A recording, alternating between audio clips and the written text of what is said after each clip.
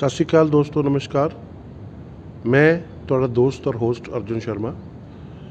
ਅੱਜ ਅਸੀਂ 7ਵੀਂ ਪਾਤਸ਼ਾਹੀ ਦੇ ਨਾਲ ਸੰਬੰਧਿਤ ਇਤਿਹਾਸਿਕ ਗੁਰਦੁਆਰਾ ਤਾਲਵਾਲਾ ਸਾਹਿਬ ਵਿੱਚ ਆਏ ਹਾਂ। ਇਸ ਮੌਕੇ 'ਤੇ ਅੱਜ ਗੱਲਬਾਤ ਕਰਨ ਨੂੰ ਕੁਝ ਸਵਾਲ ਵੀ ਸੀ ਔਰ ਮਨ 'ਚ ਜਿਹੜੇ ਸਵਾਲ ਨੇ ਉਹਨਾਂ ਦੇ ਜਵਾਬ ਦੇਣ ਵਾਸਤੇ ਵੀ ਮੇਰੇ ਨਾਲ ਮੌਜੂਦ ਨੇ ਕੇਸੀ ਵਿਰਾਸਤ ਦੇ ਸੰਪਾਦਕ ਗੁਰਪ੍ਰੀਤ ਸਿੰਘ ਸੰਧੂ ਜੀ।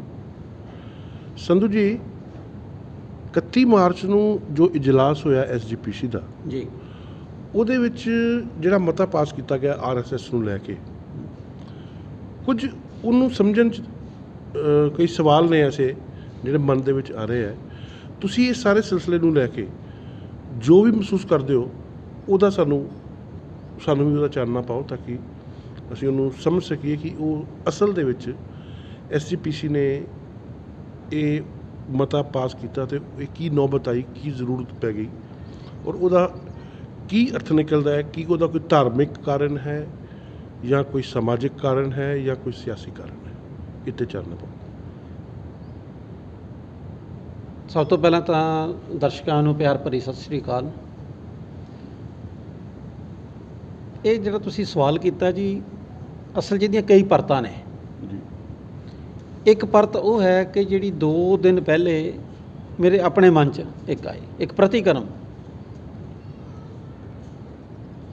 ਉਹ ਇਹ ਕਿ ਪਰਿਵਾਰ ਕਹਿੰਦੇ ਜੀ ਬੱਸ ਜਾ ਰਹੀ ਹੈ, ਉਹਦੇ ਵਿੱਚ ਉਹਨਾਂ ਨੇ ਅੰਮ੍ਰਿਤਸਰ ਸਾਹਿਬ ਦੇ ਦਰਸ਼ਨ ਕਰਨ ਜਾਣਾ ਸੀ। ਤਾਂ ਮੈਨੂੰ ਕੋਈ ਥੋੜ੍ਹਾ ਹੋਰ ਕੰਮ ਸੀ, ਮੈਂ ਨਹੀਂ ਜਾ ਸਕਿਆ। ਅਤੇ ਜਾਣ ਲੱਗਿਆ ਮੈਂ ਮਾਤਾ ਨੂੰ ਥੋੜ੍ਹੇ ਜਿਹੇ ਆਪਣੀ ਜੇਬ 'ਚੋਂ ਕੱਢ ਕੇ ਕੁਛ ਮਾਇਆ ਫੜਾਈ ਦੇ ਨਾਲ ਕਿਹਾ, ਮੈਂ ਕਿਹਾ ਮਾਤਾ ਜੀ ਆ ਉੱਥੇ ਦੇਗ ਕਰਵਾ ਦਿਓ ਔਰ ਮੇਰੇ ਵੱਲੋਂ ਇੱਕ ਅਰਦਾਸ ਗੁਰੂ ਰਾਮਦਾਸ ਮਹਾਰਾਜ ਦੇ ਚਰਨਾਂ 'ਚ ਜ਼ਰੂਰ ਕਰਿਓ। ਮਾਤਾ ਕਹਿੰਦੇ ਦੱਸੋ ਕੀ ਕਹਿਣਾ, ਕੀ ਅਰਦਾਸ ਕਰਨੀ ਹੈ। ਤਾਂ ਮੇਰੀ ਇਹੀ ਬੇਨਤੀ ਸੀ, ਮੈਂ ਕਿਹਾ ਗੁਰੂ ਮਹਾਰਾਜ ਅੱਗੇ ਅਰਦਾਸ ਕਰਨੀ, ਇਹ ਸੱਚੇ ਪਾਤਸ਼ਾਹ ਜਿਨ੍ਹਾਂ ਨੂੰ ਤੁਸੀਂ ਆਪਣੇ ਦਰ ਘਰ ਦਾ ਪ੍ਰਬੰਧ ਸੌਂਪਿਆ ਹੈ, ਜਿਨ੍ਹਾਂ ਨੂੰ ਮਾਣ ਬਖਸ਼ਿਆ ਕਿ ਪ੍ਰਬੰਧਕ ਨੇ ਤੁਹਾਡੇ ਦਰ ਘਰ ਦੇ, ਉਹਨਾਂ ਨੂੰ ਸਮੱਤ ਬਖਸ਼ੋ ਕਿ ਉਹ ਉਸੇ ਕੰਮ ਨੂੰ ਕਿਵੇਂ ਸੁਚਾਰੂ ਢੰਗ ਨਾਲ, ਕਿਵੇਂ ਵਧੀਆ ਢੰਗ ਨਾਲ ਕਰਨਾ ਹੈ। ਉਹਨਾਂ ਦਾ ਧਿਆਨ ਜਿਹੜਾ ਉਸ ਕੰਮ ਵੱਲ ਹੋਣਾ ਚਾਹੀਦਾ ਬਜਾਏ ਕਿ ਸਿਆਸਤ ਨੂੰ। ਜੀ, ਔਰ ਮੈਂ ਸਮਝਦਾ ਕਿ ਜਿਹੜਾ ਇਹ ਪ੍ਰਤੀਕਰਮ ਹੈ, ਜਿਹੜਾ ਸਿੱਖ ਸ਼ਰਧਾਲੂ ਹੈ, ਆਮ ਸਿੱਖਿਆ ਸਾਹਿਬ, ਜਿਹਦੀ ਕਿ ਜਿਹੜਾ ਕਿ ਆਸਥਾ ਵਜੋਂ ਸਿੱਖ ਹੈ, ਜਿਹੜਾ ਸਿੱਖ ਪੰਥ ਨਾਲ ਨਿਰੋਲ ਭਾਵਨਾ ਨਾਲ ਉਹਦੀ ਬਿਹਤਰੀ ਲਈ ਜਿਹੜਾ ਸੋਚਦਾ ਹੈ, ਉਸ ਹਰ ਜਿਹੜਾ ਸਿੱਖ ਦਾ ਸ਼ਰਧਾਲੂ ਹੈ ਉਹਦਾ ਇਹੀ ਪ੍ਰਤੀਕਰਮ ਹੋਏਗਾ ਕਿ ਯਾਰ ਅਸੀਂ ਇਹ ਕਿਹੜੇ ਬੇਲੋੜੇ ਵਿਵਾਦਾਂ 'ਚ ਪੈ ਗਏ। ਆਮ ਸਿੱਖ ਨੂੰ ਇਹ ਬੇਲੋੜਾ ਚੀਜ਼ ਲੱਗਦੀ ਹੈ। ਹਾਲਾਂਕਿ ਬਹੁਤ ਸਾਰੇ ਸਾਡੇ ਜਿਹੜੇ ਕਿ ਸਿੱਖ ਨੇ, ਉਹਨਾਂ ਦਾ ਇਹ ਵੀ ਇੱਕ ਪ੍ਰਤੀਕਰਮ ਹੈ ਕਿ ਅੱਜ ਦੀ ਜੇ ਸਿਆਸਤ ਹੈ ਨਾ, ਉਹ ਸਿਆਸਤ ਨੂੰ ਹੀ ਸਿੱਖੀ ਸਮਝਦੇ ਆ। ਉਹਨਾਂ ਨੂੰ ਲੱਗਦਾ ਕਿ ਸਿਆਸੀ ਤੌਰ 'ਤੇ ਅਗਰ ਕੋਈ ਗੁਰਸਿੱਖ ਚਿਹਰੇ ਵਾਲਾ ਔਰ ਵੱਖਰੀਆਂ ਵੱਖਰੀਆਂ ਗੱਲਾਂ ਕਰਨ ਵਾਲਾ, ਕਦੇ ਉਹ ਸਾਂਝੀਵਾਲਤਾ ਦੀ ਗੱਲ ਕਰੇ ਅਤੇ ਕਦੇ ਉਹ ਖਾਸ ਤੌਰ 'ਤੇ ਐਂਟੀ ਹਿੰਦੂ ਗੱਲਬਾਤ ਜਿਹੜਾ ਕਰਨ ਵਾਲਾ ਹੋਵੇ, ਉਹੀ ਸ਼ਾਇਦ ਸੱਚਾ ਸਿੱਖ ਆ। ਕੀ ਇਹ ਜਿਹੜਾ ਸਿੱਖ ਮਾਨਸਿਕਤਾ ਉਹਦੇ ਵਿੱਚ ਇਹ ਚੀਜ਼ ਤੁਸੀਂ ਮਹਿਸੂਸ ਕਰਦੇ ਕਿ ਹੈ? ਬਿਲਕੁਲ ਹੈ ਜੀ, ਬਿਲਕੁਲ ਹੈ। ਕਿਉਂਕਿ ਜਿਹੜਾ ਤਾਂ ਸਿੱਖ ਗੁਰੂ ਘਰ ਨਾਲ ਜੁੜਿਆ ਹੈ, ਗੁਰੂ ਇਤਿਹਾਸ ਤੋਂ ਚਾਨਣਾ ਲੈਂਦਾ ਹੈ, ਗੁਰਬਾਣੀ ਤੋਂ ਚਾਨਣਾ ਲੈਂਦਾ ਹੈ, ਉਹ ਕਿਸੇ ਦੀਆਂ ਵੀ ਗੱਲਾਂ 'ਚ ਨਾ ਐਵੇਂ ਨਹੀਂ ਆ ਜਾਂਦਾ। ਉਹ ਬੜਾ ਰੌਸ਼ਨ ਜਿਹੜਾ ਦਿਮਾਗ ਉਹਨੂੰ ਆਪਾਂ ਕਹਿ ਸਕਦੇ ਹਾਂ। ਤੁਸੀਂ ਗੁਰੂ ਇਤਿਹਾਸ ਨੂੰ ਦੇਖ ਲਓ ਅਤੇ ਗੁਰੂ ਇਤਿਹਾਸ ਦੇ ਵਿੱਚ ਜੇ ਜੰਗ ਦੇ ਵਿੱਚ ਸ਼ਸਤਰਾਂ ਦੇ ਨਾਲ ਲੜਨਾ ਸਿਖਾਇਆ ਨਾ, ਜੇ ਉਹਦੇ ਧਾਰਨੀ ਬਣਾਇਆ ਨਾ, ਅਤੇ ਉਹਦੇ ਲਈ ਪਰਪੱਕ ਬਣਾਇਆ ਨਾ ਗੁਰੂ ਮਹਾਰਾਜ ਨੇ, ਅਤੇ ਨਾਲ ਦੀ ਨਾਲ ਜਿਹੜੇ ਸਾਡੇ ਸ਼ਾਸਤਰ ਨੇ, ਸ਼ਾਸਤਰ, ਉਹਨਾਂ ਦਾ ਵੀ ਉਹਨਾਂ ਤੋਂ ਦੂਰ ਨਹੀਂ ਕੀਤਾ। ਗੁਰੂ ਮਹਾਰਾਜ ਨੇ ਸਿੱਖ ਨੂੰ ਸਿੱਖੀ ਤੋਂ, ਵਿੱਦਿਆ ਤੋਂ ਦੂਰ ਨਹੀਂ ਕੀਤਾ, ਉਹਨਾਂ ਨੂੰ ਗਿਆਨ ਤੋਂ ਦੂਰ ਨਹੀਂ ਕੀਤਾ। ਇਹ ਨਹੀਂ ਕਿਹਾ ਕਿ ਜਿਵੇਂ ਆਪਾਂ ਦੂਜੀ ਭਾਸ਼ਾ 'ਚ ਆਪਾਂ ਗੱਲ ਕਰ ਲੈਂਦੇ ਹਾਂ, ਅੱਜ ਕੱਲ੍ਹ ਜਿਵੇਂ ਆਪਾਂ ਗੱਲ ਕਹਿੰਦੇ ਵੀ ਲਓ ਜੀ ਉਸ ਬੰਦੇ ਨੂੰ ਬਹਾਦਰ ਮੰਨਿਆ ਜਾਂਦਾ ਜਿਹੜਾ ਕਹਿੰਦੇ ਜੀ ਜਾ ਕੇ ਕਿਸੇ ਉੱਤੇ ਵੀ ਅਟੈਕ ਕਰ ਦੇਵੇ, ਲੜੇ ਨਾ, ਜੋ ਮਰਜ਼ੀ ਦਿਲ ਕਰਦਾ ਉਹਦੇ ਮਨ 'ਚ ਆਉਂਦਾ ਬੋਲ ਦੇਵੇ, ਉਹ ਕਹੋ ਜੀ ਮੈਂ ਨਹੀਂ ਕਿਸੇ ਤੋਂ ਡਰਦਾ। ਉਹ ਤਾਂ ਅੱਜ ਕੱਲ੍ਹ ਜਿਹਨਾਂ ਨੂੰ ਅਸੀਂ ਗੈਂਗਸਟਰ ਕਹਿ ਦਿੰਦੇ ਹਾਂ, ਇਹ ਤਾਂ ਉਹਨਾਂ ਦੀ ਭਾਸ਼ਾ ਵੀ ਹੁੰਦੀ ਹੈ, ਪਰ ਉਸ ਚੀਜ਼ ਦਾ ਸਿੱਖੀ ਨਾਲ ਤਾਂ ਕੋਈ ਸੰਬੰਧ ਨਹੀਂ। ਕਿਉਂਕਿ ਇਹ ਸਪੈਸੀਫਿਕਲ ਸਵਾਲ ਜਿਹੜਾ ਹੈ, ਵਿਆਖਿਆ ਤੁਸੀਂ ਅੱਜ ਜ਼ਿਆਦਾ ਲੰਬੀ ਕਰ ਦਿੱਤੀ। ਥੋੜ੍ਹਾ ਜਿਹਾ ਆਪਾਂ ਮੁੱਦੇ 'ਤੇ ਆਈਏ। ਨਹੀਂ, ਇਸ ਗੱਲ ਨੂੰ ਸਮਝਣਾ ਬਹੁਤ ਜ਼ਰੂਰੀ ਹੈ ਜੀ। ਜੇ ਅਸੀਂ ਇਹਨਾਂ ਸ਼ਬਦਾਂ ਦੇ, ਜੋ ਅਸੀਂ ਸ਼ਬਦ ਮੂੰਹ ਤੋਂ ਬੋਲਦੇ ਹਾਂ, ਅਗਰ ਅਸੀਂ ਉਹਨਾਂ ਦੀ ਵਿਆਖਿਆ ਨਹੀਂ ਸਮਝਦੇ ਨਾ, ਫਿਰ ਸਾਨੂੰ ਕੋਈ ਨਹੀਂ ਬਚਾ ਸਕਦਾ, ਫਿਰ ਅਸੀਂ ਭਟਕੇ ਹੀ ਭਟਕੇ। ਜਿਹੜਾ ਇਹ ਉਸ ਦਿਨ ਉਹਨਾਂ ਨੇ ਗੱਲ ਕਹੀ ਆ, ਹਿੰਦੂ ਰਾਸ਼ਟਰ ਦੀ ਗੱਲ ਆਈ ਸਾਹਮਣੇ। ਹੁਣ ਹਿੰਦੂ ਰਾਸ਼ਟਰ ਨੂੰ ਤੁਸੀਂ ਕਿਵੇਂ ਦੇਖਦੇ ਹੋ, ਡਿਪੈਂਡ ਇਸ ਚੀਜ਼ 'ਤੇ ਕਰਦਾ। ਜਿਵੇਂ ਕਿ ਆਪਾਂ ਉਹਦੇ ਲਈ ਗੱਲ ਕਰਾਂਗੇ ਤਾਂ ਗੱਲ ਆਪਾਂ ਇੱਧਰ ਖਾਲਿਸਤਾਨ ਦੀ ਗੱਲ ਕਰ ਲੈਂਦੇ ਹਾਂ। ਜਿਹੜੇ ਲੋਕ ਖਾਲਿਸਤਾਨ ਦੇ ਪੱਖ ਦੀ ਗੱਲ ਕਰਦੇ ਨੇ, ਕਹਿੰਦੇ ਨੇ ਖਾਲਿਸਤਾਨ ਦੀ ਮੰਗ ਜਾਇਜ਼ ਆ, ਖਾਲਿਸਤਾਨ ਬਣਨਾ ਚਾਹੀਦਾ, ਉਹਨਾਂ ਦਾ ਸਭ ਤੋਂ ਵੱਡਾ ਤਰਕ ਇਹ ਹੁੰਦਾ ਖਾਲਿਸਤਾਨ ਇਸ ਕਰਕੇ ਕਹਿੰਦੇ ਚਾਹੀਦਾ ਕਿਉਂਕਿ ਖਾਲਸਾ ਰਾਜ ਜਿਹੜਾ ਇੱਕ ਅਜਿਹਾ ਦ੍ਰਿਸ਼ਟੀਕੋਣ ਹੈ, ਉਹਦੇ 'ਚ ਗੁਰਬਾਣੀ ਆ ਜਾਂਦੀ ਹੈ, ਉਹਦਾ ਦ੍ਰਿਸ਼ਟੀਕੋਣ ਫਲਸਫੇ ਦਾ ਆ ਜਾਂਦਾ, ਉਹ ਇਸ ਤਰ੍ਹਾਂ ਦਾ ਦ੍ਰਿਸ਼ਟੀਕੋਣ ਆ ਜਾਂਦਾ ਕਿ ਹਾਂਜੀ ਇਹਦੇ 'ਚ ਤਾਂ ਸਾਰਿਆਂ ਦੀ ਸਾਂਝੀਵਾਲਤਾ ਜੀ, ਸਾਰਿਆਂ ਨੂੰ ਰਲ ਮਿਲ ਕੇ ਰਹਿਣ ਦਾ ਜਿਹੜਾ ਉਹਦੇ 'ਚ ਜਜ਼ਬਾ, ਅਤੇ ਉਹ 'ਚ ਅਸੀਂ ਮਹਾਰਾਜਾ ਰਣਜੀਤ ਸਿੰਘ ਦੇ ਰਾਜ ਦੀ ਵੀ ਜਿਹੜੀ ਆ ਮਿਸਾਲ ਦਿੰਦੇ ਹਾਂ। ਪਰ ਜਦੋਂ ਅਸੀਂ ਗੱਲ ਕਰਦੇ ਹਾਂ ਹਿੰਦੂ ਰਾਸ਼ਟਰ ਦੀ, ਉਸ ਵੇਲੇ ਜਿਹੜਾ ਹਿੰਦੂ ਰਾਸ਼ਟਰ ਵਾਲੇ ਜੇ ਕੁਛ, ਹਾਲਾਂਕਿ ਔਥੈਂਟਿਕਲੀ ਜਾਂ ਉਹ ਲਿਖਤੀ ਤੌਰ 'ਤੇ ਕੋਈ ਕਿਸੇ ਨੇ ਕਿੱਦਾਂ ਦੀ ਗੱਲ ਨਹੀਂ ਕੀਤੀ ਹੋਈ, ਪਰ ਜਿਹੜੀ ਉਹ ਗੱਲ ਨੂੰ ਅਗਰ ਅਸੀਂ ਮੰਨ ਵੀ ਲਈਏ ਤਾਂ ਉਹ ਵੀ ਰਾਮ ਰਾਜ ਦੀ ਗੱਲ ਕਰਦੇ ਆ, ਅਤੇ ਉੱਥੇ ਵੀ ਉਹ ਵੀ ਕਹਿੰਦੇ ਜੀ ਰਾਮ ਰਾਜ ਮਤਲਬ ਇਨਸਾਫ ਦੀ ਗੱਲ, ਰਾਮ ਰਾਜ ਮਤਲਬ ਸਾਰਿਆਂ ਦੇ ਸਾਂਝੀਵਾਲਤਾ ਦੀ ਗੱਲ। ਰਾਮ ਰਾਜ ਦੀ ਵੀ ਉਹੀ ਪਰਿਭਾਸ਼ਾ ਦਿੱਤੀ ਜਾਂਦੀ ਜਿਹੜੀ ਅਸੀਂ ਖਾਲਿਸਤਾਨ ਦੀ ਪਰਿਭਾਸ਼ਾ ਦਿੰਦੇ। ਇਹ ਤਾਂ ਕੀ ਹੈ ਕਿ ਇੱਕ ਸਿਰਫ ਦੇਖਣ ਦਾ ਨਜ਼ਰੀਆ ਹੈ, ਇਹਦਾ ਫਰਕ ਪੈ ਜਾਂਦਾ ਕਿ ਅਸੀਂ ਉਸ ਸ਼ਬਦ ਨੂੰ ਕਿਵੇਂ ਦੇਖਦੇ ਹਾਂ। ਜਿਹੜਾ ਇਹ ਸ਼੍ਰੋਮਣੀ ਕਮੇਟੀ ਨੇ ਪਾਸ ਕੀਤਾ ਮਤਾ, ਇਹਦੇ 'ਚ ਮੈਨੂੰ ਲੱਗਦਾ ਕਿ ਇਹਦਾ ਜਿਹੜਾ ਸੰਬੰਧ ਆ ਉਹ ਨਾ ਤਾਂ ਸਿੱਖ ਪੰਥ ਦੇ ਅਧਿਆਤਮ ਨਾਲ ਆ, ਨਾ ਸਿੱਖ ਪੰਥ ਦੇ ਫਲਸਫੇ ਨਾਲ ਹੈ, ਨਾ ਇਹ ਸਿੱਖੀ ਦੀ ਕਿਸੇ ਚੜ੍ਹਦੀ ਕਲਾ ਨਾਲ ਆ, ਨਾ ਸਿੱਖੀ ਨੂੰ ਦਰਪੇਸ਼ ਜਿਹੜੀਆਂ ਅਸਲੀ ਚੁਣੌਤੀਆਂ ਨਾ ਉਹਨਾਂ ਦੇ ਨਾਲ ਆ। ਇਹਦਾ ਸੰਬੰਧ ਮੈਨੂੰ ਜ਼ਿਆਦਾ ਜਿਹੜਾ ਲੱਗਦਾ, ਕਿਉਂਕਿ ਇਹ ਪਿਛਲੇ ਕਾਫੀ ਲੰਬੇ ਅਰਸੇ ਤੋਂ ਸਿੰਘ ਸਾਹਿਬ ਨੇ, ਭਾਈ ਰਣਜੀਤ ਸਿੰਘ ਜੀ ਸਾਬਕਾ ਜਥੇਦਾਰ ਅਕਾਲ ਤਖਤ ਸਾਹਿਬ, ਉਹ ਵੀ ਬੜੇ ਜ਼ੋਰ ਸ਼ੋਰ ਨਾਲ ਇਸ ਗੱਲ ਨੂੰ ਕਰਦੇ ਆ ਰਹੇ ਕਿ ਸ਼੍ਰੋਮਣੀ ਕਮੇਟੀ ਦਾ ਜਿਹੜਾ ਕਾਰਜਤੰਤਰ ਹੈ ਕਿਵੇਂ ਚੱਲਦਾ। ਉਹਨਾਂ ਦਾ ਸਿੱਧਾ ਦੋਸ਼ ਰਹਿੰਦਾ ਕਿ ਇਹਦੇ ਪਿੱਛੇ ਬਾਦਲ ਪਰਿਵਾਰ ਹੈ, ਇਹ ਜੋ ਕੁਛ ਵੀ ਸ਼੍ਰੋਮਣੀ ਕਮੇਟੀ ਦੇ ਮੈਂਬਰ ਜਾਂ ਉਹਦੇ ਪ੍ਰਧਾਨ ਜੋ ਕੁਛ ਵੀ ਤੰਤਰ ਕਰਦੇ ਆ, ਇਹ ਸਾਰਾ ਉਹਨਾਂ ਨੇ ਹੈਕ ਕੀਤਾ ਹੋਇਆ। ਸੰਧੂ ਸਾਹਿਬ, ਇੱਥੇ ਇੱਕ ਸਵਾਲ ਬਣਦਾ ਹੈ ਜੀ ਕਿ ਅਸੀਂ ਕਹੀਏ ਕਿ ਬੀਬੀ ਜਗੀਰ ਕੌਰ ਪ੍ਰੈਜ਼ੀਡੈਂਟ ਹੈ, SGPC ਦੇ ਚੀਫ ਨੇ, ਉਹਨਾਂ ਦੀ ਪ੍ਰਧਾਨਗੀ 'ਚ ਮਤਾ ਆਇਆ, ਜਾਂ ਅਗਰ ਗੋਬਿੰਦ ਸਿੰਘ ਲੌਂਗੋਵਾਲ ਹੁੰਦੇ ਤਾਂ ਉਹਨਾਂ ਦੀ ਪ੍ਰਧਾਨਗੀ 'ਚ ਆਇਆ ਹੋ ਸਕਦਾ ਸੀ। ਪਰ ਜਿਸ ਤਰ੍ਹਾਂ ਦਾ ਸਟਰਕਚਰ ਹੈ SGPC ਦਾ ਲੈ ਲਓ, ਸ਼੍ਰੋਮਣੀ ਅਕਾਲੀ ਦਲ ਦਾ ਲੈ ਲਓ, ਉਹਦੇ ਚਲਦੇ ਕੀ ਇਹ ਪ੍ਰੈਜ਼ੀਡੈਂਟ ਜਿਹੜੇ ਬਣਾਏ ਜਾਂਦੇ ਆ ਉਹ ਇੰਨੇ ਆਪਣੇ ਆਪ 'ਚ ਕੈਪੇਬਲ ਹੋ ਸਕਦੇ ਆ ਕਿ ਉਹ ਆਪਣੀ ਮਰਜ਼ੀ ਨਾਲ ਐਡੇ ਵੱਡੇ ਇਸ਼ੂ ਦੇ ਉੱਪਰ ਕੋਈ ਨਾ ਕੋਈ ਮਤਾ ਲੈਣ, ਜਾਂ ਇਹਦੇ ਪਿੱਛੇ ਉਹ ਜਿਹੜੇ ਆਕਾ ਨੇ ਉਹਨਾਂ ਦਾ ਹੀ ਹੁਕਮ ਚੱਲਦਾ ਔਰ ਉਹਨਾਂ ਦੀ ਕੋਈ ਕਮਾਂਡ ਚੱਲਦੀ ਹੈ? ਇਹ ਮੈਂ ਤੁਹਾਨੂੰ ਇਹੀ ਗੱਲ ਕਰ ਰਿਹਾ ਸੀ ਕਿ ਅਸਲ ਦੇ ਵਿੱਚ ਅਸੀਂ ਦੇਖਿਆ ਜਾਵੇ, ਹੁਣ ਬੀਬੀ ਜਗੀਰ ਕੌਰ ਨੂੰ ਕਿਹਨੇ ਚੁਣਿਆ ਕਿ ਤੂੰ ਪ੍ਰਧਾਨ ਹੈ? ਕਹਿਣ ਨੂੰ ਹੈ ਕਿ ਮੈਂਬਰਾਂ ਨੇ ਚੁਣ ਲਿਆ, ਲੇਕਿਨ ਕੀ ਮੈਂਬਰਾਂ ਨੇ ਆਪਣੀ ਮਰਜ਼ੀ ਨਾਲ ਚੁਣਿਆ ਜਾਂ ਗੋਬਿੰਦ ਸਿੰਘ ਲੌਂਗੋਵਾਲ ਨੂੰ ਮਰਜ਼ੀ ਨਾਲ ਚੁਣਿਆ? ਨਹੀਂ, ਉਹਦੇ ਪਿੱਛੇ ਇੱਕ ਖਾਸ ਪਰਿਵਾਰ ਹੈ, ਬਾਦਲ ਪਰਿਵਾਰ ਹੈ, ਜਿਹੜੇ ਸਿਆਸੀ ਸੱਤਾ 'ਤੇ ਕਾਬਜ਼ ਹੈ। ਦੂਜੇ ਸ਼ਬਦਾਂ 'ਚ ਐਂ ਕਹਿ ਰਹੇ ਨੇ ਆਪਾਂ, ਇਸ ਚੀਜ਼ ਨੂੰ ਹੋਰ ਅਗਰ ਗਹਿਰਾਈ ਨਾਲ ਦੇਖੀਏ, ਅਗਰ ਅਸੀਂ ਬਾਦਲ ਪਰਿਵਾਰ ਨੂੰ ਦੇਖਣਾ ਹੋਵੇ, ਉਹ ਇਸ ਵੇਲੇ ਇੱਕ ਪਾਸੇ ਤਾਂ ਜਿਵੇਂ ਐਂ ਕਹਿ ਸਕਦੇ ਵੀ ਲੀਡਰ ਆ ਕੌਮ ਦੇ, ਜਿਨ੍ਹਾਂ ਦੀ ਅਗਵਾਈ ਹੇਠ ਪੰਜਾਬ ਦੇ ਵਿੱਚ ਸੱਤਾ ਦਾ ਸੁੱਖ ਭੋਗਿਆ, ਜਿਹੜੇ ਅਕਾਲੀ ਦਲ ਦੇ ਨਾਲ ਜੁੜੇ ਹੋਏ ਸਿੱਖ ਨੇ, ਜਿਹੜੇ ਮਹਿਸੂਸ ਕਰਦੇ ਨੇ ਕਿ ਹਾਂਜੀ ਅਸੀਂ ਮੁੱਖ ਧਾਰਾ ਦੇ ਸਿੱਖ ਹਾਂ ਔਰ ਸਿੱਖੀ ਦੇ ਅਸੀਂ ਹੀ ਮੁੱਖ ਪ੍ਰਤੀਬਿੰਬ ਆ, ਔਰ ਉਹਨੂੰ ਦੇਖਿਆ ਉਹਨੇ ਸੱਤਾ ਲਈ ਹੈ, ਪਰ ਸੱਤਾ ਦੀ ਵਰਤੋਂ ਉਸ ਢੰਗ ਨਾਲ ਨਹੀਂ ਹੋਈ ਜਿਵੇਂ ਸਿੱਖੀ ਸਿਧਾਂਤਾਂ ਦੇ ਵਿੱਚ ਹੋਣੀ ਚਾਹੀਦੀ ਸੀ। ਸਿੱਖੀ ਸਿਧਾਂਤਾਂ ਤੋਂ ਬਾਹਰ ਜਾ ਕੇ ਉਹ ਸਾਰਾ ਜਿਹੜਾ ਉਹ ਬਾਦਲ ਦਾ ਜੋ ਆਪਣੇ ਪਰਿਵਾਰ ਪ੍ਰਸਤੀ ਨੂੰ ਲੈ ਕੇ ਜੋ ਉਹਨਾਂ 'ਤੇ ਇਲਜ਼ਾਮ ਲੱਗਦੇ ਆ, ਉਹਦੇ 'ਚ ਉਹ ਚੀਜ਼ ਨਜ਼ਰ ਆਈ ਹੈ। ਔਰ ਤੁਸੀਂ ਇਹ ਦੇਖੋਗੇ ਸ਼੍ਰੋਮਣੀ ਕਮੇਟੀ ਵੀ ਜਿਹੜੀ ਹੈ, ਉਹਦੇ ਵੀ ਜਿਹੜੇ ਮੈਂਬਰ ਚੁਣੇ ਗਏ ਨੇ, ਉਹ ਵੀ ਇਸ ਕਰਕੇ ਨਹੀਂ ਅਸੀਂ ਉਹਨਾਂ 'ਤੇ ਜ਼ਿਆਦਾ ਭਰੋਸਾ ਕਰ ਸਕਦੇ, ਕਿਉਂਕਿ ਉਹਨਾਂ ਦਾ ਜਿਹੜਾ ਚੋਣ ਦੀ ਪ੍ਰਕਿਰਿਆ ਨਾ ਉਹ ਪੋਲੀਟੀਕਲੀ ਹੈ। ਉਹ ਇੱਕ ਖਾਸ ਪਾਰਟੀ ਦੇ ਟਿਕਟ ਉੱਤੇ ਇਲੈਕਸ਼ਨ ਲੜ ਕੇ ਆਉਂਦੇ ਆ, ਅਤੇ ਉਹ ਉਸ ਜਿਹੜਾ ਲੀਡਰ ਹੈ ਉਹਦਾ, ਉਹ ਲੀਡਰ ਦੇ ਹੀ ਕਹਿਣੇ ਦੇ ਵਿੱਚ ਹੁੰਦੇ ਆ। ਉਹ ਆਜ਼ਾਦ ਨਹੀਂ ਗਏ ਆਪਣੀ ਸੋਚ ਦੇ ਤੌਰ 'ਤੇ ਕਿ ਅਸੀਂ ਜੋ ਗੁਰਦੁਆਰਾ ਸਾਹਿਬ ਦੇ ਪ੍ਰਬੰਧਾਂ ਦੀ ਅਸੀਂ ਦੇਖਣੀ ਆ ਉਹਨੂੰ ਮੇਨਟੇਨ ਕਰਨ ਵਾਸਤੇ ਕਰਨਾ। ਉਹਨਾਂ 'ਤੇ ਕਿਤੇ ਨਾ ਕਿਤੇ ਸਿਆਸੀ ਹਿੱਤ ਜਿਹੜੇ ਆ ਪਿੱਛੇ ਜੁੜੇ ਹੁੰਦੇ ਆ। ਬਹੁਤ ਸਾਰੇ ਇਹੋ ਜਿਹੇ ਮੈਂਬਰ ਵੀ ਹੈਗੇ ਨੇ, ਤੁਸੀਂ ਅੱਜ ਵੀ ਦੇਖ ਸਕਦੇ ਆ, ਜਿਹੜੇ ਬਾਦਲ ਦਲ ਦੇ ਵਿੱਚ ਵੱਡੇ ਅਹੁਦਿਆਂ 'ਤੇ ਨੇ, ਅਤੇ ਨਾਲ ਦੀ ਨਾਲ ਸ਼੍ਰੋਮਣੀ ਕਮੇਟੀ ਦੇ ਵਿੱਚ ਉਹਨਾਂ ਦੇ ਮੈਂਬਰ ਵੀ ਹੈਗੇ ਨੇ। ਔਰ ਜਦੋਂ ਬਾਦਲ ਸਾਹਿਬ ਨੇ ਫਿਰ ਜਿਹਨਾਂ ਨੇ ਸਾਰਿਆਂ ਨੇ ਉਹਨਾਂ ਦੇ ਰਹਿਮੋ ਕਰਮ ਤੇ ਬਾਦਲਾਂ ਦੇ ਤੇ ਅੱਗੇ ਵਧਣਾ ਆ, ਅਤੇ ਬਾਦਲ ਸਾਹਿਬ ਨੇ ਜੋ ਕੱਲ੍ਹ ਨੂੰ ਆਦੇਸ਼ ਕਰਨਾ ਉਹ ਵੀ ਮੰਨਣਾ ਪੈਣਾ। ਇੱਕ ਗੱਲ ਬੜੀ ਅਜੀਬ ਲੱਗਦੀ ਹੈ ਕਿ 1997 ਦੇ ਵਿੱਚ ਅਕਾਲੀ ਭਾਜਪਾ ਗਠਬੰਧਨ ਜਿਹੜਾ ਸੀ ਉਹਦੀ ਸਰਕਾਰ ਬਣ ਗਈ ਸੀ। ਔਰ 96 ਦੇ ਵਿੱਚ ਇੱਕ ਪ੍ਰਯੋਗ ਕੀਤਾ ਗਿਆ ਸੀ ਜਿਹਦੇ ਵਿੱਚ ਅਕਾਲੀ ਦਲ ਔਰ ਬਸਪਾ ਦੇ ਸਮਝੌਤੇ ਦੀ ਜਿਹੜੀ ਭੂਮਿਕਾ ਬਣੀ ਸੀ। ਲੇਕਿਨ ਉਹ ਸਮਝੌਤਾ ਜਿਹੜਾ ਸੀ ਉਹ ਇੱਕ ਇਲੈਕਸ਼ਨ ਸੀ ਲੋਕ ਸਭਾ ਦਾ, ਉਹਦੇ ਵਿੱਚ ਹੀ ਉਹਦੀ ਸਾਰੀ ਅਸਲੀਅਤ ਸਾਹਮਣੇ ਆ ਗਈ ਕਿ ਕਾਡਰ ਲੈਵਲ ਦੇ ਉੱਪਰ ਬਸਪਾ ਦਾ ਵਰਕਰ ਔਰ ਅਕਾਲੀ ਦਲ ਦਾ ਵਰਕਰ ਜਿਹੜਾ ਵਾ ਉਹ ਕਾਡਰ ਬੇਸ ਦੇ ਉੱਪਰ ਇੱਕ ਦੂਜੇ ਦੇ ਨਾਲ ਨਹੀਂ ਇੱਕਮਿਕ ਹੋ ਸਕਦੇ। ਔਰ ਉਸ ਤੋਂ ਬਾਅਦ ਜਿਹੜਾ ਸੀ ਉਹ ਹਿੰਦੂ ਸਿੱਖ ਏਕਤਾ ਦੇ ਪ੍ਰਤੀਕ ਦੇ ਤੌਰ 'ਤੇ ਅਕਾਲੀ ਭਾਜਪਾ ਦਾ ਜਿਹੜਾ ਗਠਬੰਧਨ ਹੋਇਆ ਸੀ ਔਰ ਉਹ ਸਫਲ ਰਿਹਾ ਔਰ ਲਗਭਗ 24 ਸਾਲ ਤੱਕ ਉਹ ਬਿਲਕੁਲ ਕਾਇਮ ਰਿਹਾ। 24 ਸਾਲ ਤੱਕ ਵੀ ਤਾਂ ਉਹੀ RSS ਸੀ ਜਿਹੜੀ ਭਾਜਪਾ ਨੂੰ ਕਮਾਂਡ ਕਰਦੀ ਸੀ, ਔਰ 24 ਸਾਲ ਤੱਕ ਬਾਦਲ ਸਾਹਿਬ ਜਾਂ ਇਸ ਪਰਿਵਾਰ ਨੇ ਜਾਂ ਅਕਾਲੀ ਦਲ ਨੇ ਕਦੀ ਇਸ ਕਿਸਮ ਦਾ ਕੋਈ ਪ੍ਰਸਤਾਵ ਨਹੀਂ ਲੈ ਕੇ ਆਂਦਾ।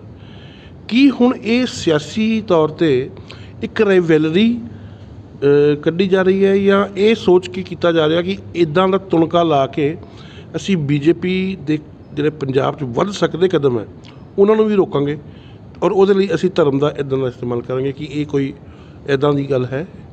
ਤੁਸੀਂ ਸ਼ਰਮਾ ਜੀ ਬਿਲਕੁਲ ਜਿਹੜੀ ਆ ਉਹ ਸਹੀ ਪ੍ਰਖੇਪ ਹੈ, ਤੁਸੀਂ ਆਪਣੀ ਗੱਲ 'ਚ ਸਾਰੀ ਗੱਲ ਸਮਝਾਈ ਦਿੱਤੀ ਹੈ।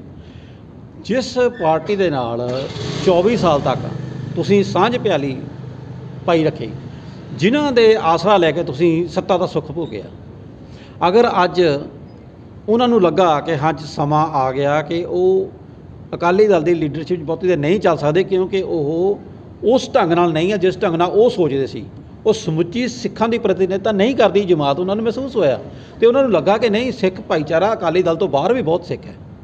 ਤੋ ਜੇ ਹਿੰਦੂ ਸਿੱਖ ਏਕਤਾ ਦੀ ਜਿਹੜੀ ਗੱਲ ਹੈ ਇਹ ਵੀ ਸਵਾਲ ਜਿਹੜੇ ਆ ਕਿਤੇ ਨਾ ਕਿਤੇ ਪਿਛੋਕੜ 'ਚ ਆਪਾਂ ਜਾਈਏ, ਇਹ ਜਿਹੜੇ ਲੀਡਰ ਨੇ ਸਾਡੇ ਚਾਹੇ ਬਾਦਲ ਨੇ ਚਾਹੇ ਹੋਰ ਜਿਹੜੇ ਰਹੇ ਨੇ, ਤਾਂ ਕਿਤੇ ਨਾ ਕਿਤੇ ਇਹਨਾਂ ਦੀਆਂ ਨੀਤੀਆਂ 'ਚ ਕਮੀਆਂ ਆਈਆਂ, ਕੁਛ ਇਹੋ ਜਿਹੇ ਹਾਲਾਤ ਬਣੇ ਕਿ ਇਹਨਾਂ ਦੀ ਭੂਮਿਕਾ ਜਿਹੜੀ ਪੁਰਾਣੀ ਹੈ ਉਹ ਵੀ ਕੋਈ ਬਹੁਤੀ ਸਾਫ਼ ਨਹੀਂ ਹੈ।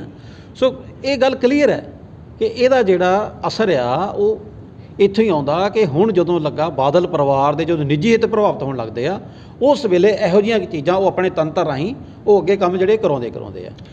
ਅੱਛਾ, ਇੱਕ ਮੇਰੇ ਦਿਮਾਗ 'ਚ ਹੋਰ ਗੱਲ ਆ ਰਹੀ ਹੈ ਜੀ ਕਿ ਇਸ ਟਾਈਮ 'ਤੇ ਇਸ ਕਿਸਮ ਦਾ ਜਿਹੜਾ ਇਹ ਮੂਵ ਕਰਨਾ ਮੈਂ ਕਿ RSS ਨੂੰ ਲੈ ਕੇ ਜਿਸ ਤਰੀਕੇ ਨਾਲ ਆਲਰੇਡੀ ਕਿਸਾਨ ਅੰਦੋਲਨ ਦੇ ਵਿੱਚ ਬਹੁਤ ਜ਼ਿਆਦਾ ਇਸ ਕਿਸਮ ਦਾ ਪ੍ਰਚਾਰ ਹੋ ਰਿਹਾ ਔਰ RSS ਵੱਲੋਂ ਕੋਈ ਬਹੁਤੇ ਲੰਬੇ ਤਰੀਕੇ ਨਾਲ ਜਾਂ ਬਹੁਤੇ ਕਹਿ ਲਈਏ ਕਿ ਕੋਈ ਸੁਚੱਜੇ ਤਰੀਕੇ ਨਾਲ ਕੋਈ ਜਵਾਬ ਨਹੀਂ ਇਸ ਚੀਜ਼ ਦਾ ਦਿੱਤਾ ਜਾ ਰਿਹਾ ਇਲਜ਼ਾਮਾਂ ਦਾ, ਠੀਕ ਹੈ ਜੀ।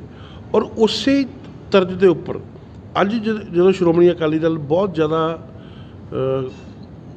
ਮਜਬੂਰੀ ਦੇ ਹਾਲਾਤ ਵਿੱਚ ਹੈ, 2017 ਦੇ ਇਲੈਕਸ਼ਨ ਦੇ ਵਿੱਚ 10 ਸਾਲ ਦੀ ਸੱਤਾਧਾਰੀ ਪਾਰਟੀ ਨੂੰ ਤੀਜੇ ਨੰਬਰ 'ਤੇ ਆਉਣਾ ਪਿਆ ਔਰ 2019 ਦੀਆਂ ਚੋਣਾਂ ਵੀ ਜਿਹੜੀਆਂ ਹੋਈਆਂ ਉਹਨਾਂ ਵਿੱਚ ਵੀ ਅਕਾਲੀ ਦਲ ਦੀ ਬਹੁਤ ਵੱਡੀ ਪ੍ਰਾਪਤੀ ਨਹੀਂ ਰਹੀ। ਅਗਰ ਸੁਖਬੀਰ ਬਾਦਲ ਔਰ ਉਹਨਾਂ ਦੀ ਵਾਈਫ ਦੀ ਜਿੱਤ ਨੂੰ ਅਗਰ ਅਸੀਂ ਆਧਾਰ ਬਣਾ ਕੇ ਗੱਲ ਕਰੀਏ ਤਾਂ ਭਾਜਪਾ ਦੇ ਔਰ ਅਕਾਲੀ ਗਠਬੰਧਨ ਜਿਹੜਾ ਹੈ ਉਸ ਵੇਲੇ ਵੀ ਸੀਗਾ ਔਰ ਉਹਦੇ ਵਿੱਚ ਜਿਹੜੀਆਂ ਸੀ ਭਾਜਪਾ ਨੂੰ ਤਾਂ 3 ਸੀਟਾਂ ਨੇ, 10 ਸੀਟਾਂ ਅਕਾਲੀ ਦਲ ਨੂੰ ਹੈ, 10 'ਚੋਂ 2 ਦੇ ਜਿੱਤਣ ਦਾ ਮਤਲਬ ਹੈ ਕਿ 8 ਤੇ ਲੂਜ਼ ਕੀਤੇ, ਜਿਹੜੀਆਂ ਪਿਛਲੀ ਵਾਰੀ ਜ਼ਿਆਦਾ ਸੀ। ਉਹ ਵੀ ਜਿਹੜਾ ਨਿਗਾਰ ਹੈ ਉਹ ਵੀ ਧਾਰਮਿਕ ਕਾਰਨ ਉਹ 'ਚ ਬਹੁਤ ਵੱਡਾ ਫੈਕਟਰ ਹੈ। ਜਿਹੜਾ ਬਰਗਾੜੀ ਵਾਲਾ ਮਾਮਲਾ ਸੀ ਔਰ ਜਿਹੜਾ ਬਹਿਬਲ ਕਲਾਂ ਵਾਲਾ ਮਾਮਲਾ ਸੀ ਉਹਨੂੰ ਲੈ ਕੇ ਅੱਜ ਤੱਕ ਸਿੱਖ ਸੰਗਤ ਜਿਹੜੀ ਹੈ ਉਹ ਠੰਡੀ ਨਹੀਂ ਹੋਈ। ਇਹ ਜਿਹੜਾ ਮੂਵ ਹੋਇਆ ਨਵਾਂ RSS ਨੂੰ ਲੈ ਕੇ ਜਿਹੜਾ ਕੀਤਾ ਗਿਆ, ਕੀ ਇਹਦੇ ਨਾਲ ਸਿੱਖ ਸੰਗਤ ਦੇ ਵਿੱਚ ਅਕਾਲੀ ਦਲ ਦਾ ਕੋਈ ਵਕਾਰ ਵਧੇਗਾ ਇਸ ਚੀਜ਼ ਨਾਲ ਜਾਂ ਕੋਈ ਇਹਦਾ ਹੋਰ ਵੀ ਅਰਥ ਨਿਕਲਦਾ ਹੈ? ਦੇਖੋ, ਪਹਿਲੀ ਤਾਂ ਗੱਲ ਇਹ ਆ ਵੀ ਇਹ ਜਿਹੜੀ ਕੋਸ਼ਿਸ਼ ਕੀਤੀ ਗਈ ਇਹ ਤਾਂ ਅਕਾਲੀ ਦਲ ਦੇ ਵਕਾਰ ਨੂੰ ਸਿੱਖ ਸੰਗਤ ਵਿੱਚ ਵਧਾਉਣ ਵਾਸਤੇ ਹੀ ਕੋਸ਼ਿਸ਼ ਹੈ, ਪਰ ਮੈਨੂੰ ਲੱਗਦਾ ਕਿ ਜ਼ਰੂਰੀ ਨਹੀਂ ਹੈ ਕਿ ਜੋ ਤੁਸੀਂ ਸਮਝ ਕੇ ਪੈਂਤੜਾ ਖੇਡਦੇ ਹੋ ਉਹਦਾ ਨਤੀਜਾ ਉਹੀ ਆਵੇ।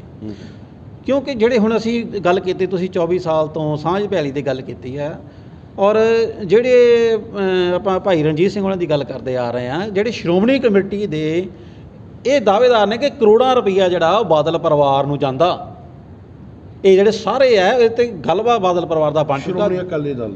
ਸ਼੍ਰੋਮਣੀ ਅਕਾਲੀ ਦਲ ਨੂੰ ਬਾਦਲ ਪਰਿਵਾਰ ਨੂੰ ਉਹ 'ਤੇ ਇਲਜ਼ਾਮ ਲੱਗਦਾ ਕਿ ਇਹ ਸਾਰਾ ਅਕਾਲੀ ਦਲ ਜਿਹੜਾ ਔਰ ਜੇ ਖਾਸ ਤੌਰ 'ਤੇ ਬਾਦਲ ਪਰਿਵਾਰ ਹੀ ਹੈ ਜੀ, ਬਾਦਲ ਪਰਿਵਾਰ ਜਿਹੜਾ ਉਹ ਇਹਦੇ 'ਚੋਂ ਕੁਛ ਨਾ ਕੁਛ ਜਿਹੜਾ ਉਹਨੂੰ ਹਰ ਮਹੀਨੇ ਜਾਂਦਾ, ਇਸ ਤਰ੍ਹਾਂ ਦੇ ਇਲਜ਼ਾਮ ਲੱਗਦੇ ਆ।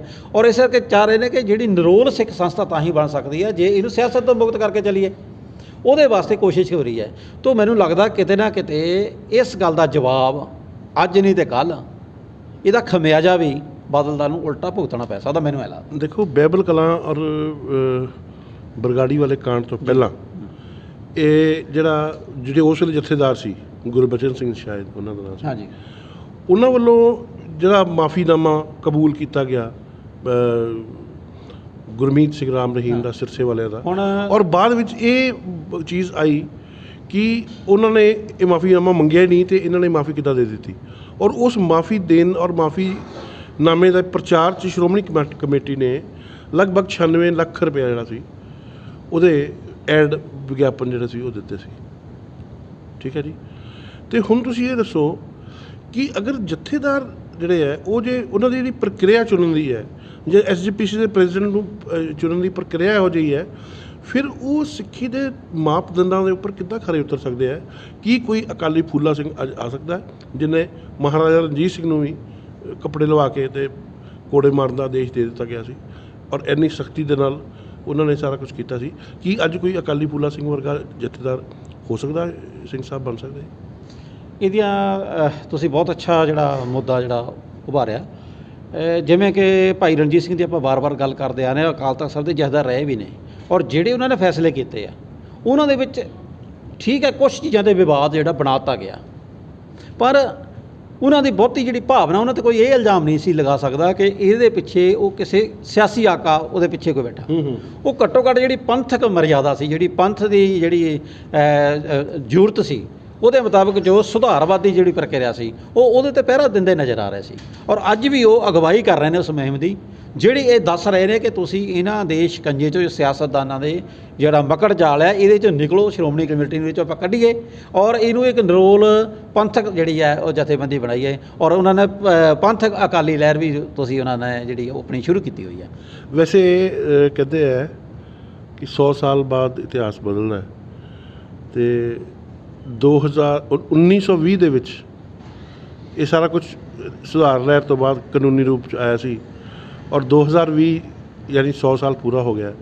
ਕੀ ਲੱਗਦਾ ਵਾ ਕਿ ਅਸੀਂ ਅੱਜ ਵੀ ਉੱਥੇ ਹੀ ਖੜ੍ਹੇ ਹਾਂ ਕਿ ਸੁਧਾਰਵਾਦੀ ਲਹਿਰ ਦੀ ਅੱਜ ਫਿਰ ਤੋਂ ਲੋੜ ਪੈ ਰਹੀ ਹੈ, ਔਰ ਜੇ ਜਥੇਦਾਰ ਰਣਜੀਤ ਸਿੰਘ ਵਰਗੇ ਸ਼ਖਸੀਅਤ ਜਿਹਨੂੰ ਅਗਵਾਈ ਦੇ ਰਹੀ ਹੈ, ਅਤੇ ਬਦਲਾਵ ਹੋਣ ਦੇ ਕੋਈ ਆਸਾਰ ਵੀ ਨਜ਼ਰ ਆਉਂਦੇ ਹੈ ਕਿ ਇਹ ਗਲਬਾ ਕਾਇਮ ਰਹੇਗਾ? ਇਸ ਤਰ੍ਹਾਂ ਜੀ ਜਿਹੜੀਆਂ ਕਹਿੰਦੇ ਨੇ ਜਾਗਦੀਆਂ ਜਿਹੜੀਆਂ ਕੌਮਾਂ ਹੁੰਦੀਆਂ ਨੇ, ਉੱਥੇ ਬਦਲਾਅ ਦੀ ਪ੍ਰਕਿਰਿਆ ਲਗਾਤਾਰ ਚੱਲਦੀ ਰਹਿੰਦੀ ਹੈ। ਇਹ ਚਾਹੇ ਇਹਨੂੰ 100 ਸਾਲ ਹੋ ਜਾਵੇ, ਚਾਹੇ 1000 ਸਾਲ ਹੋਵੇ, ਬਦਲਾਅ ਦੀ ਪ੍ਰਕਿਰਿਆ ਹਮੇਸ਼ਾ ਜਿਹੜੀ ਆ ਉਹ ਚੱਲਦੀ ਰਹਿੰਦੀ ਹੈ, ਔਰ ਇਹ ਚੱਲਣੀ ਚਾਹੀਦੀ ਆ। ਔਰ ਇਸ ਵੇਲੇ ਮੈਨੂੰ ਲੱਗਦਾ ਕਿ ਹੋਰ ਜ਼ੋਰ ਸ਼ੋਰ ਨਾਲ ਇਹਨੂੰ ਚਲਾਉਣ ਦੀ ਜਿਹੜੀ ਉਹ ਜ਼ਰੂਰਤ ਆ। ਔਰ ਸਾਨੂੰ ਸਭ ਨੂੰ ਨਾ ਇੱਕ ਖਾਸ ਜਿਹੜਾ ਸ਼ਿਕੰਜਾ ਆ ਸਿਆਸਤਦਾਨਾਂ ਦਾ, ਅਸੀਂ ਜਿਹੜੀ ਚੀਜ਼ ਸੋਚਦੇ ਹਾਂ ਆਮ ਤੌਰ 'ਤੇ ਸਾਡੀ ਕਮੀ ਪੰਜਾਬੀਆਂ ਦੀ ਹੈ ਕਿ ਅਸੀਂ ਬਹੁਤ ਇਮੋਸ਼ਨਲ ਹਾਂ। ਇਸ ਕਰਕੇ ਅਸੀਂ ਜ਼ਿਆਦਾ ਨਾ ਜਿੱਦਾਂ ਸਾਨੂੰ ਕੋਈ ਸਿਖਾ ਦਿੰਦਾ, ਸਮਝ ਲਓ ਜੇ ਸਾਨੂੰ ਕਿਸੇ ਨੇ ਕਹਿ ਦਿੱਤਾ ਨਾ ਵੀ ਅਕਾਲੀ ਦਲ ਹੀ ਕੁਰਬਾਨੀਆਂ ਵਾਲੀ ਪਾਰਟੀ ਅਸਲੀ ਨੁਮਾਇੰਦਾ ਆ, ਅਤੇ ਅਸੀਂ ਅੰਦਰੋਂ ਹੋ ਜਾਂਦੇ ਵੀ ਜੇ ਅਕਾਲੀ ਦਲ ਤੋਂ ਇਲਾਵਾ ਬਾਕੀ ਸਾਰੇ ਸਾਨੂੰ ਜ਼ਹਿਰ ਨਜ਼ਰ ਆਉਣ ਲੱਗ ਜਾਂਦੇ ਆ। ਜੇ ਕੋਈ ਸਾਨੂੰ ਕਹਿੰਦੇ ਨਹੀਂ ਕਾਂਗਰਸ ਜਿਹੜੀ ਆ ਉਹੀ ਨਿਰੋਲ ਸਾਂਝੀਵਾਲਤਾ ਦੀ ਪ੍ਰਤੀਕ ਹੈ, ਅਤੇ ਅਸੀਂ ਕਾਂਗਰਸ ਨੂੰ ਫੋਲੋ ਕਰਦੇ ਹਾਂ, ਅਤੇ ਅਸੀਂ ਅਕਾਲੀ ਦਲ ਨੂੰ ਜਾਂ ਹੋਰਾਂ ਨੂੰ ਗਾਲਾਂ ਕੱਢਣਾ ਸ਼ੁਰੂ ਕਰ ਦਿੰਦੇ ਹਾਂ। ਅਤੇ ਇਹੀ ਅੱਜ ਹਾਲਾਤ ਜਿਹੜੇ ਆ ਉਹ BJP ਦੇ ਬਣ ਗਏ। ਇਹ ਉਹੀ BJP ਹੈ ਜਿਹੜੀ ਬਾਦਲ ਸਾਹਿਬ ਦੇ ਨਾਲ ਬਿਲਕੁਲ ਗੱਠ ਜੋੜਦੇ ਵੀ ਸੀ, ਔਰ ਉਹਨਾਂ ਦੇ ਮੰਤਰੀ ਵੀ ਸੀਗੇ, ਉਹਦਾ ਸਭ ਕੁਝ ਸੀਗਾ। ਉਸ ਵੇਲੇ ਤੱਕ ਕਿਸੇ ਨੇ ਨਹੀਂ ਕਿਹਾ ਵੀ ਇਹ RSS ਦੇ ਬੰਦੇ ਆ, ਅਤੇ ਹੁਣ ਕਿਉਂ? ਹੁਣ ਸਰਵਿਸ ਕਰਕੇ, ਕਿਉਂਕਿ ਬਾਦਲਾਂ ਨੂੰ ਉਹ ਸੂਟ ਨਹੀਂ ਕਰ ਰਹੇ, ਇਸ ਕਰਕੇ ਇਹਦਾ ਜਿਹੜਾ ਝਮੇਲਾ ਆ ਰੌਲਾ ਪੈ ਰਿਹਾ। ਅੱਛਾ, ਵੈਸੇ ਇੱਕ ਹੋਰ ਗੱਲ ਹੈ, ਬੜਾ ਪੁਰਾਣਾ, ਵੈਸੇ 2 ਸਾਲ ਪੁਰਾਣੀ ਗੱਲ ਹੈ। ਸ਼੍ਰੋਮਣੀ ਗੁਰਦੁਆਰਾ ਪ੍ਰਬੰਧਕ ਕਮੇਟੀ ਜਿਹੜੀ ਹੈ ਉਹਦੀ SGPC ਹੈ ਉਹਦਾ ਸ਼ਾਰਟ ਨੇਮ, ਔਰ ਇੱਕ SCPC ਦੀ ਵੀ ਅਸੀਂ ਗੱਲ ਸੁਣਦੇ ਪਏ ਹਾਂ। ਉਹ 'ਚ ਹੈ ਸ਼੍ਰੋਮਣੀ ਕ੍ਰਿਸਚਨ ਪ੍ਰਬੰਧਕ ਕਮੇਟੀ। ਨਾਮ ਤੱਕ ਦਾ ਪੂਰਾ ਜਿਹੜਾ ਚੋਰੀ ਕਰ ਲਿਆ ਗਿਆ, ਉੱਪਰਲੇ 4 ਸ਼ਬਦਾਂ ਦੇ 3 ਸ਼ਬਦ ਉਹੀ ਚੱਕ ਲਏ, ਆਪਣਾ ਉਹਦੇ ਵਿੱਚ C ਲਗਾ ਦਿੱਤਾ। ਅਤੇ ਇਸ ਗੱਲ 'ਤੇ ਕਿਸੇ ਨੂੰ ਇਤਰਾਜ਼ ਨਹੀਂ ਕਿ ਪੰਜਾਬ ਦੇ ਵਿੱਚ ਜਿਹੜਾ ਕ੍ਰਿਸਚੈਨਿਟੀ ਦਾ ਫੋਕਸ ਹੈ ਇਸ ਵੇਲੇ ਉਹ ਪਿੰਡਾਂ 'ਤੇ ਜ਼ਿਆਦਾ ਹੈ, ਔਰ ਜੱਟ ਸਿੱਖ ਜਿਹੜੇ ਹੈ, ਦਿਓਲ ਵਰਗੇ ਨਾਮ ਜਿਨ੍ਹਾਂ ਦੇ ਨਾਲ ਸਬਕਾਸਟ ਟਾਈਮ ਹੈ, ਜਾਂ ਇਸੇ ਤਰ੍ਹਾਂ ਦੇ ਅਪਰ ਕਲਾਸ ਦੇ ਜਿਹੜੇ ਲੋਕ ਹੈ ਉਹ ਅੱਜ ਲੀਡ ਕਰਦੇ ਪਏ ਆ, ਔਰ ਕਨਵਰਸ਼ਨ ਦੇ ਵਿੱਚ ਬਹੁਤ ਤੇਜ਼ੀ ਆਈ ਹੈ। ਕਿ ਸਿੱਖ ਪੰਥ ਨੂੰ ਉਸ ਕਨਵਰਸ਼ਨ ਤੋਂ ਪ੍ਰੋਬਲਮ ਨਹੀਂ ਹੈ ਕਿ SGPC ਨੂੰ SCPC ਵਰਗੀ ਚੀਜ਼ ਜਿਹੜੀ ਹੈ ਉੱਤੇ ਕੋਈ ਚਰਚਾ ਵੀ ਨਹੀਂ ਕੀਤੀ ਇਹਨਾਂ ਨੇ, ਕੋਈ ਉਹਦੇ 'ਤੇ ਇਤਰਾਜ਼ ਨਹੀਂ ਹੈ? ਇਹ ਕੀ ਕਾਰਨ ਹੈ? ਬਹੁਤ ਅੱਛਾ ਸਵਾਲ ਅਰਜੁਨ ਜੀ।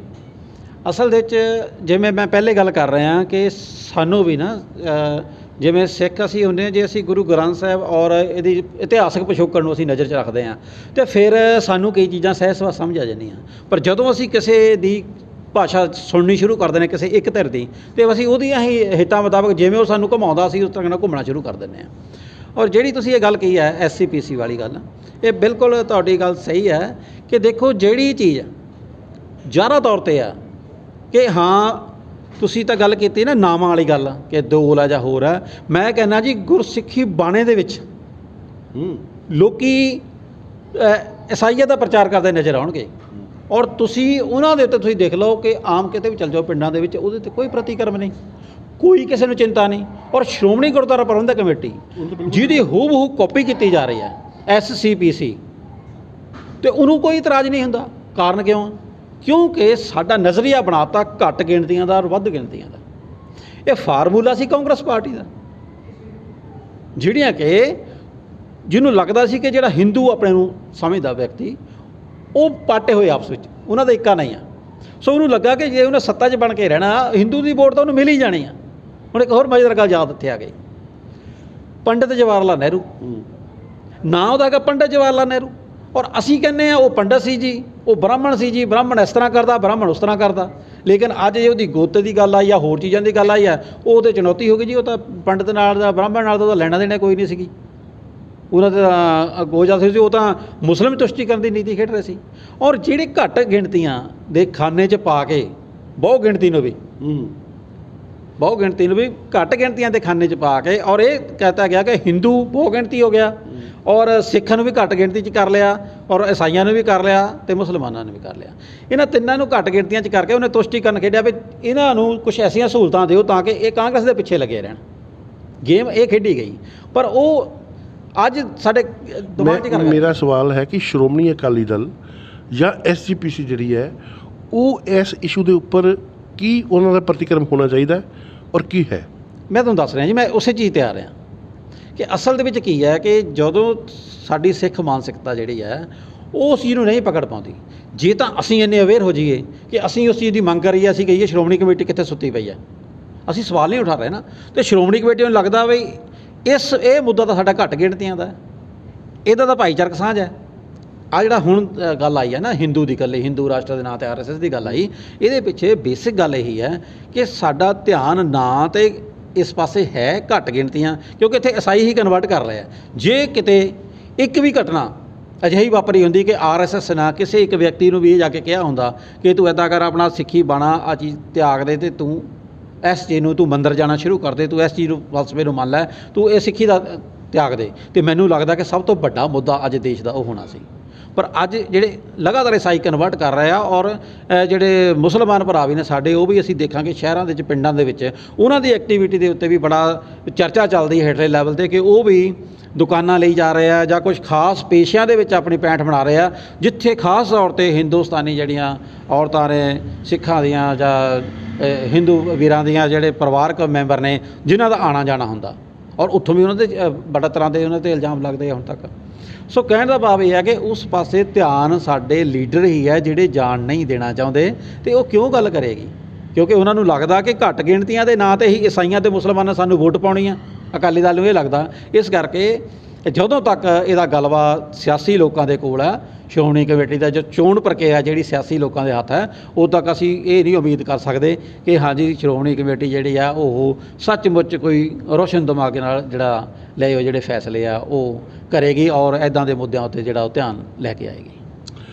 ਬਹੁਤ ਬਹੁਤ ਸ਼ੁਕਰੀਆ ਸੰਧੂ ਸਾਹਿਬ, ਤੁਸੀਂ ਅੱਜ ਬਹੁਤ ਵਿਸਤਾਰ ਨਾਲ ਸਾਰੀਆਂ ਗੰਢਾਂ ਖੋਲ੍ਹੀਆਂ ਨੇ, ਬਹੁਤ ਸੋਹਣੇ ਤਰੀਕੇ ਨਾਲ ਦੱਸਿਆ, ਅਤੇ ਮੈਂ ਉਮੀਦ ਕਰਦਾ ਕਿ ਇਹ ਦਰਸ਼ਕਾਂ ਨੂੰ ਪਸੰਦ ਆਏਗਾ। ਅਤੇ ਅਸੀਂ ਪੰਚਾਇਤਨਾਮਾ ਔਰ ਕੇਸਰੀ ਵਿਰਾਸਤ ਦੋਨਾਂ ਦੇ ਦਰਸ਼ਕਾਂ ਲਈ ਅੱਜ ਇਹ ਚਰਚਾ ਲੈ ਕੇ ਆਏ ਸੀ। ਸਾਡੇ ਨਾਲ ਸਾਡੇ ਸਾਥੀ ਔਰ ਟੈਕਨੀਕਲ ਡਿਪਾਰਟਮੈਂਟ ਨੂੰ ਦੇਖ ਰਹੇ ਰਜਿੰਦਰ ਮਹਿੰਦਰੂ ਜੀ ਵੀ ਸਾਡੇ ਨਾਲ ਨੇ। ਅਸੀਂ ਸਾਰੇ ਤੁਹਾਨੂੰ ਬਹੁਤ ਬਹੁਤ ਸਤਿ ਸ਼੍ਰੀ ਅਕਾਲ ਔਰ ਨਮਸਕਾਰ ਕਰਦੇ ਹਾਂ। ਫਿਰ ਮਿਲਾਂਗੇ ਬਹੁਤ ਜਲਦੀ।